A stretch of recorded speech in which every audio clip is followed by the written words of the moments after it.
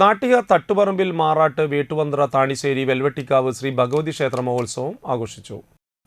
രാവിലെ മഹാഗണപതി ഹോമം, നിർമ്മാല്യ ദർശനം, ഉഷപൂജ, കലശപൂജ, കലശാഭിഷേകം, കാഴ്ചശീവേലി, ഉച്ചപൂജ, ശ്രീഭൂതബലി, പ്രസാദോട്ട്, വൈകിട്ട് എഴുന്നള്ളിപ്പ്, പൊങ്കാല സമർപ്പണം, ദീപാരാധന, വർണ്ണമഴ, തീ രാത്രി, അത്താഴപൂജ, ദേവാനന്ദമേളങ്ങൾ, തായമ്പക, മഹാഗുരുതി എന്നിവ നടന്നു. ഷൈൻ സുരേന്ദ്രനാഥ്, MG ശ്രീവത്സൻ, മാറാട്ട് സനു എന്നിവരുടെ വസതിയിൽ നിന്നും പൂരം പുറപ്പെട്ട് ക്ഷേത്രത്തിൽ എത്തിച്ചേർന്നു. ക്ഷേത്രം തന്ത്രി ഡോക്ടർ കരുമാത്ര വിജയൻ ശാന്തി മുഖ്യ കാർമ്മികനായി. ക്ഷേത്രം ശാന്തിമാരായ അരുൺ, അമൽ എന്നിവർ സഹകാർമ്മികരായി.